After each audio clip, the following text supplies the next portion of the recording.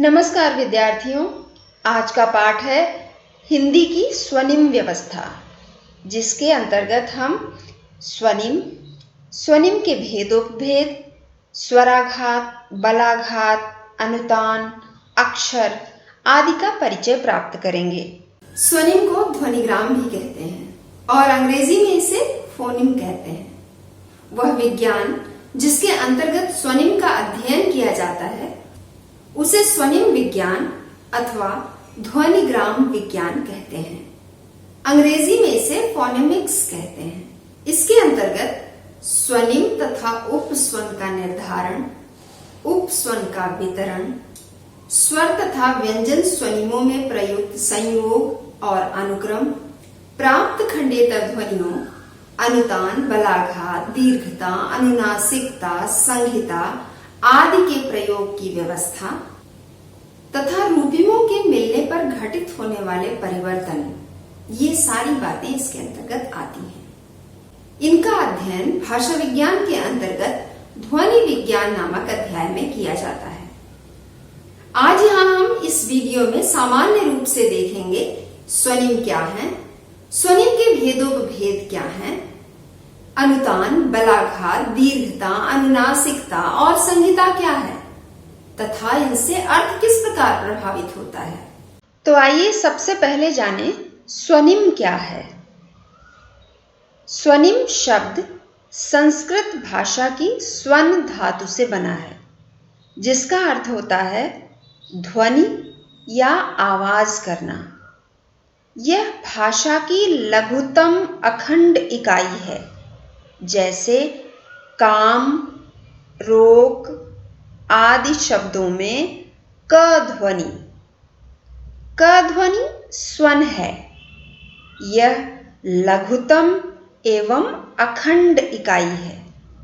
इसका अर्थ यह है कि हम इसके और खंड नहीं कर सकते।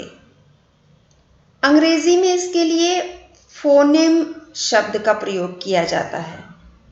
हिंदी में इसके लिए अभी तक ध्वनिग्राम शब्द का प्रयोग भी किया जाता रहा है। तो देखते हैं स्वनिम की विशेषताएं क्या होती हैं।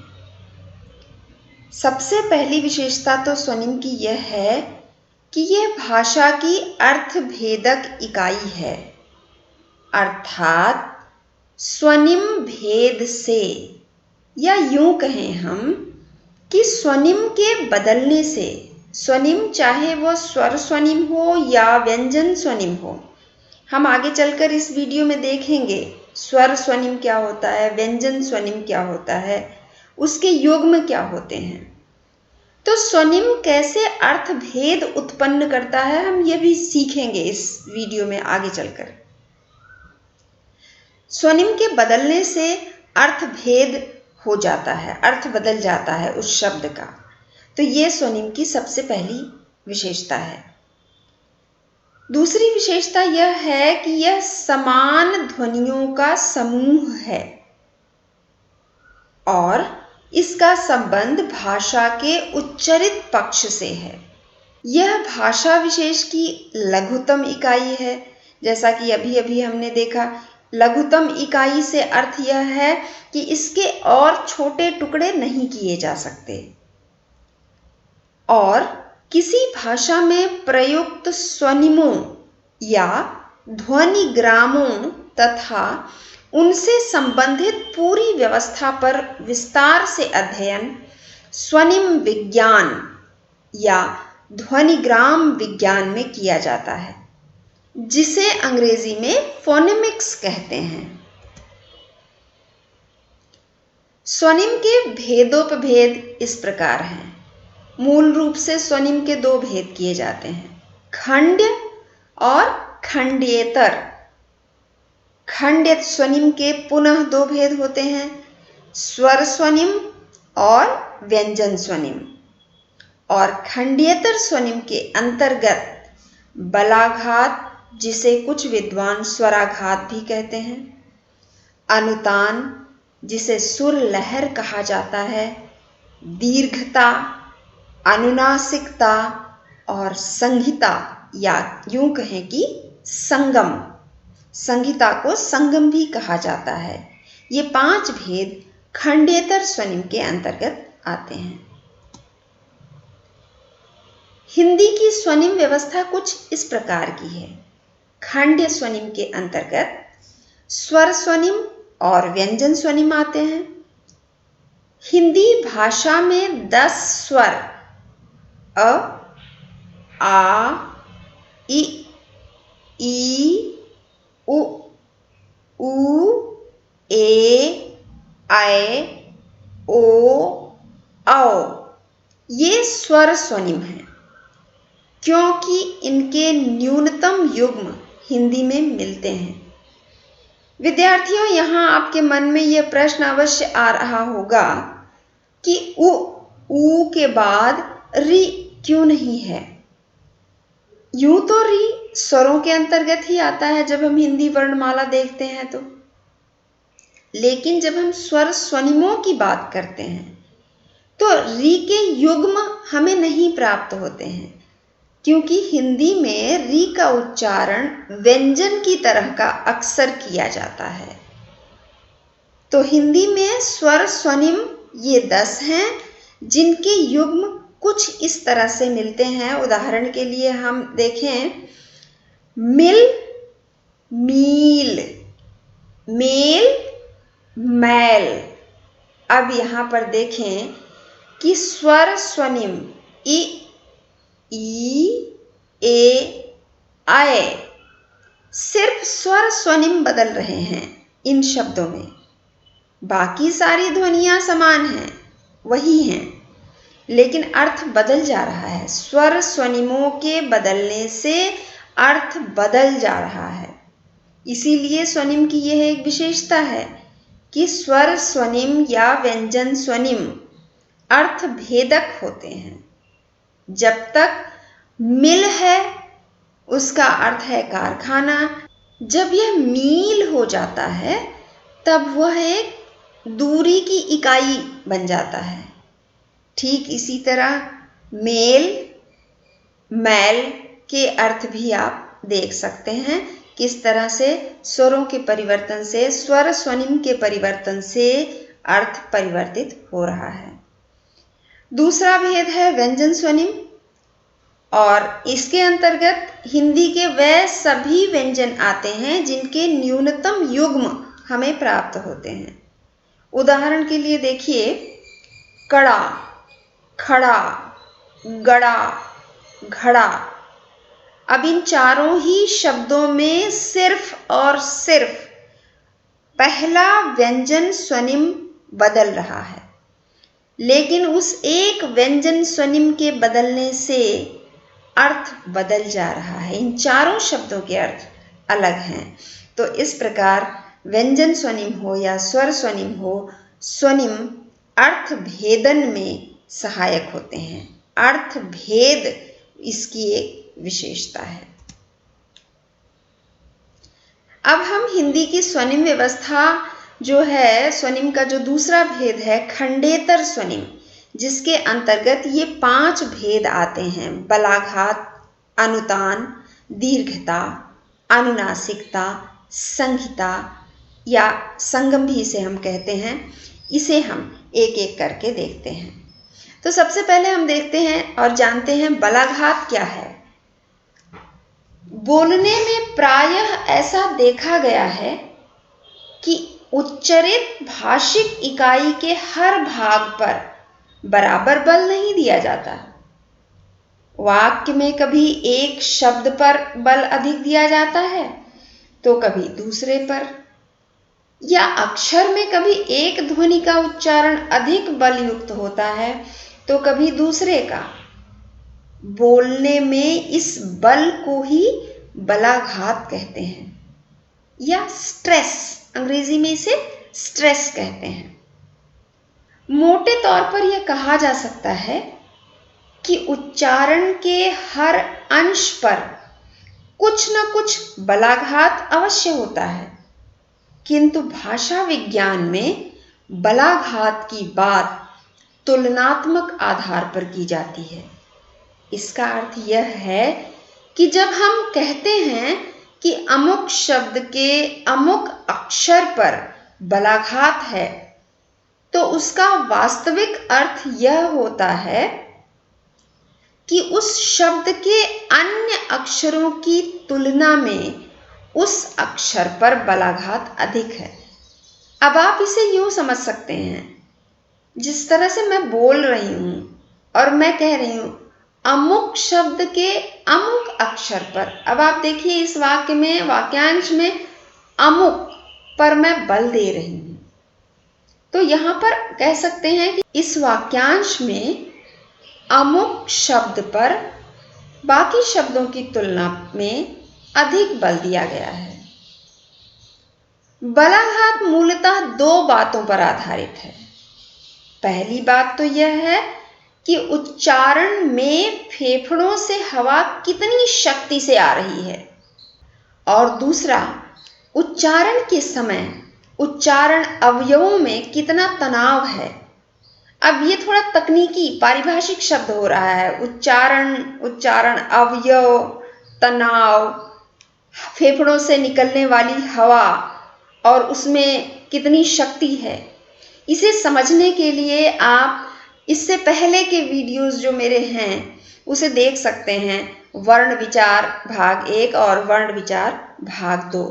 तो ये आपको स्पष्ट हो जाएगा कि उच्चारण में फेफड़ों का क्या महत्व है, फेफड़ों से हवा किस प्रकार निकलती है, कौन कौन से स्थानों पर वह स्पर्श करती है, संघर्ष करती है, किन अवयवों में तनाव होता है, क्योंकि इस सब का बलाघात में महत्व है। अब देखिए एक उदाहरण लेते हैं। जैसे जब हम कहते हैं कायर, आप इसे बोल कर देखिए कायर, तो यहां का अक्षर पर बलाघात है। या जब हम बोलते हैं दलाल, तब लाल पर बलाघात है। अब बलाघात वाक्य के आधार पर भी देखिए। आप स्क्रीन पर देख सकते हैं एक वाक्य लिखा हुआ है और वही वाक्य 2 बार लिखा हुआ है। मुझे एक खिड़की वाला मकान चाहिए। अब इसको मैंने एक सामान्य रूप से बोला, लेकिन जब मैं इसमें किसी एक शब्द पर बल देती हूं, आप अभी देखिएगा, तब इसका अर्थ बदल जाता है। जैसे कोई अगर कहता है मुझे एक खिड़की वाला मकान चाहिए, तो उसका अर्थ यह होता है कि किसी व्यक्ति को एक ऐसा मकान चाहिए जिसमें एक खिड़की हो। लेकिन वही बात अगर इस तरह से कही जाती है, मुझे एक खिड़की वाला मकान चाहिए, तो इसका अर्थ बदल जाता है। इसका अर्थ यह होता है कि मुझे एक ऐसा मकान चाहिए जिसमें खिड़की हो। तो आप देख सकते हैं वाक्य में जब किसी एक शब्द पर बल दिया जाता है, तो उस बल के कारण वाक्य का अर्थ बदल जाता है। यही बलाघात है। तो बलाघात किसी एक अक्षर पर हो सकता है, किसी एक स्वर पर हो सकता है, वाक्य में किसी एक शब्द पर हो सकता है। और यही समझना व्याकरण में बहुत आवश्यक है। इसका दूसरा भेद देखिए। दूसरा भेद है अनुतान, जिसे कुछ विद्वान सुर लहर भी लिखते हैं। पुस्तकों में आप अनुतान को सुर लहर भी लिखा हुआ पाएंगे। अनुतान मूलतः स्वर तंत्रियों के प्रति सेकंड कंपन में कमी बेशी से उच्चारण में उत्पन्न उतार चढ़ाव है। अब ये देखिए बड़ा तकनीकी है। स्वर तंत्रियां क्या हैं? आप एक बार वर्ण विचार भाग 2, जिसमें मैंने स्वर तंत्रियों को चित्र के माध्यम से समझाया है, एक बार उसे पुनः देख लीजिए।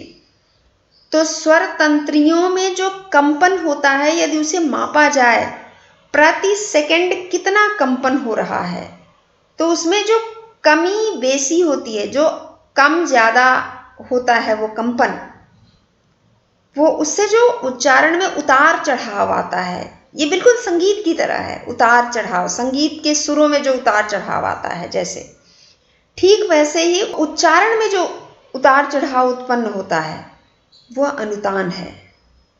लेकिन इसके अतिरिक्त उसका संबंध बलाघात, मात्रा और संगम से भी है। सिर्फ सुर लहर ही महत्वपूर्ण नहीं है। अनुतान के लिए या सुर लहर जानने के लिए बलाघात भी उतना ही महत्वपूर्ण है, संगम या संहिता भी उतना ही महत्वपूर्ण है। अब आप स्क्रीन पर जो ये एक छोटा सा वाक्य दिया गया है, इसे अनुतान की दृष्टि से देखिए, बोल कर देखिए। सबसे पहले अगर हम वाक्य को बोलें सामान्य रूप से, राम गया, तब तो यह एक सूचना है, राम गया। लेकिन आप अनुतान में परिवर्तन करके देखिए, राम गया वही वाक्य है, प्रश्न बन गया। एक बार फिर से परिवर्तन कीजिए, राम गया, आश्चर्य, आश्चर्य व्यक्त किया जा रहा है। शब्द वही हैं, वाक्य वही है, स्वनिम वही है, लेकिन अनुतान के कारण अर्थ में परिवर्तन आ रहा है। तो इस तरह से भाषा में बलाघात का, अनुतान का महत्व होता है। कोई बात किस तरह से कही गई है, उसी रूप में उसका अर्थ प्रकट होता है। इसका तीसरा भेद है दीर्घता। दीर्घता किसकी दीर्घता? ध्वनियों की दीर्घता, स्वन की दीर्घता, स्वनिम की दीर्घता। उदाहरण देखिए, एक शब्द है बला, इसे दीर्घ करके बोला जाए बल्ला। अब बला का अर्थ है बला टल गई, बला मतलब कोई परेशानी, बला टल गई। लेकिन बल्ला, बच्चा बल्ले से खेल रहा है, तो बल्ला खेल का एक उपकरण है। दूसरा उदाहरण देखिए, लगी, लग्गी। मुझे प्यास लगी है, लगी अर्थ अलग है। और लग्गी लेकर आम तोड़ो, लग्गी एक लंबा डंडा होता है, शायद आपने देखा होगा, गांव में बच्चे अक्सर एक लंबे डंडे से पेड़ों की डालियों से आम तोड़ते हैं। तो लग्गी, स्वनिम दीर्घ हुआ, अर्थ परिवर्तित हो गया। इसी तरह से अगला उदाहरण है आसन और आसन्न। आसन बिछा लीजिए, आसन बैठने के लिए, और आसन्न आपदा, आसन्न आपदा जो निकट है। अगला उदाहरण देखिए, बचा, बच्चा। बचा हुआ खाना गाय को दे दो, और बच्चा खेल रहा है, अर्थ बदल गया। इसी प्रकार जो अगला भेद है खंडेतर स्वनिम का, अनुनासिकता। अनुनासिकता भी बहुत महत्वपूर्ण है। सिर्फ एक अनुनासिकता के कारण बाकी सारी ध्वनियां समान हो तो भी अर्थ पूरी तरह से बदल जाता है। जैसे सास, सांस, सीता की सास, तो ये एक रिश्ता है, संबंध है। सांस लेना, अर्थ बदल गया सिर्फ अनुनासिकता के कारण। दूसरा उदाहरण देखिए, गोद, गोंद। गोद में बच्चा, लेकिन गोंद, गोंद एक चिपकाने के लिए एक पदार्थ है। अगला उदाहरण देखिए, सवार, घुड़सवार, घोड़े पर जो सवार है, घुड़सवार। और संवार, इसे संवार लो, मतलब सजा लो। सिर्फ एक अनुनासिकता के कारण शब्द का अर्थ बदल गया। अगला भेद देखिए, संहिता, या इसे संगम भी कहते हैं। जैसे सिरका। सिरका एक खट्टा द्रव होता है, आजकल केमिकल के रूप में भी मिलता है, और घरों में भी पहले बनाया जाता था, गांव में आज भी गन्ने के रस से बनाया जाता है। खाया जाता है उसे अचार की तरह साल भर रखकर। तो सिर का एक साथ लिखा हुआ है तो आपने उसी को अलग कर दिया, सिर का अर्थ अलग हो गया। तुम्हारे, ये एक सर्वनाम है, तुम्हारे पिता, या इसे आप अलग करके बोलिए, तुम्हारे, मतलब तुम हार गए, अर्थ बदल गया। अगला शब्द है, देखिए उदाहरण अगला, होली। होली एक त्योहार है और आप अलग करके इन ध्वनियों को, इन स्वनिमों को बोलिए, होली, होली, अर्थ बदल गया। तो इस तरह खंडेतर स्वनिम के जो ये 5 भेद हैं, इनका भी अर्थ भेद में महत्वपूर्ण अनुदान है, महत्वपूर्ण उपयोग है।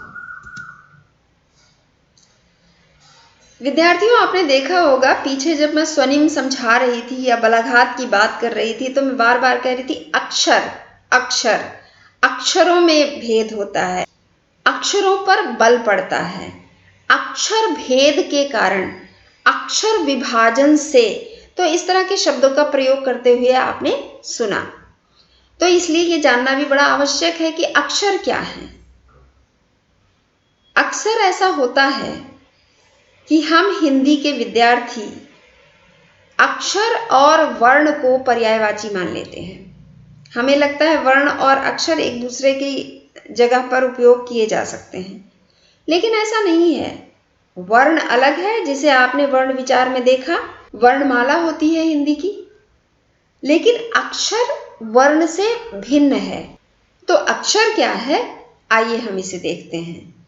भोलानाथ तिवारी कहते हैं, अक्षर एक अथवा एकाधिक ध्वनियों की उस इकाई को कहते हैं जिसका उच्चारण एक झटके से, एक हृद स्पंद से होता है तथा जिसमें एक स्वर अवश्य होता है।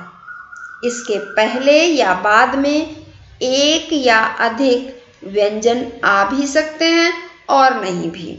इसे हम एक उदाहरण के माध्यम से समझते हैं। एक शब्द लेते हैं, राम। अब जो अक्षर होता है इसके 3 भाग होते हैं, पूर्व गह्वर, शीर्ष और पर गह्वर। आप इस आकृति में देख सकते हैं, राम, र जो है वो पूर्व गह्वर है, पहले बोला जाता है और थोड़ा धीरे से बोला जाता है। लेकिन राम के उच्चारण में आ ध्वनि जो है वो शीर्ष पर होती है, म वापस पर गह्वर हो जाता है, बाद में धीरे से बोला जाता है। इसे आप इस रूप में भी देख सकते हैं। आप स्पेक्ट्रम पर देखिए, राम। इसे स्लो मोशन में देखिए, राम। अक्षर के 2 भेद होते हैं, बद्धाक्षर, जिसे क्लोज्ड सिलेबल भी कहते हैं, जिसके अंत में व्यंजन होता है, जैसे राम, रोप, आज, अर्थात व्यंजनांत होता है। और दूसरा भेद है मुक्ताक्षर, ओपन सिलेबल, जिसके अंत में स्वर होता है, जैसे जा, ले, दो। इस प्रकार के उदाहरण मुक्ताक्षर के उदाहरण हैं। विद्यार्थियों, इस वीडियो को बनाने के लिए मैंने जिन आधार ग्रंथों का उपयोग किया है उनके नाम स्क्रीन पर आप देख सकते हैं। हिंदी व्याकरण कामता प्रसाद गुरु की पुस्तक है। आधुनिक हिंदी व्याकरण और रचना वासुदेव नंदन प्रसाद की पुस्तक है। हिंदी भाषा और भाषा विज्ञान, ये दोनों पुस्तकें भोलानाथ तिवारी की हैं। इसके अतिरिक्त ये एक वेब लिंक भी है जिस पर से मैंने बलाघात, स्वराघात समझने में थोड़ी मदद ली है। प्रिय विद्यार्थियों, इस वीडियो के साथ हिंदी व्याकरण का वर्ण विचार अध्याय यहाँ पूर्ण होता है। मैंने पहले भी कहा है और एक बार पुनः कह रही हूँ, व्याख्यान चाहे कक्षा में जाकर दिया जाए या ऑनलाइन, वह विद्यार्थियों के मार्गदर्शन के लिए होता है। अध्ययन की पूर्णता तो स्वाध्याय में है। जिन पाठों के वीडियोस अब तक आपने इस चैनल पर देखे, उनका विस्तृत अध्ययन पुस्तकों से कीजिए। जहां कोई उलझन हो, चैनल आपका है, वीडियो आपके हाथ में है। अपनी सुविधा के अनुसार उन्हें पुनः पुनः देखिए। चैनल सब्सक्राइब कीजिए, अपने मित्रों के साथ साझा कीजिए। यदि आपके कोई प्रश्न हैं, सुझाव हैं, तो उन्हें कमेंट बॉक्स में हमें लिख भेजिए, या फिर आप हमारे फेसबुक पेज के माध्यम से भी हमसे जुड़ सकते हैं। फेसबुक पेज की लिंक डिस्क्रिप्शन में दी गई है। हम आपके सुझावों पर गौर करेंगे, प्रश्नों के उत्तर ढूंढने में आपकी सहायता करेंगे। तो विद्यार्थियों, मिलते हैं अगले सप्ताह रविवार को व्याकरण के दूसरे अंक शब्द विचार के एक पाठ के साथ। तब तक के लिए धन्यवाद।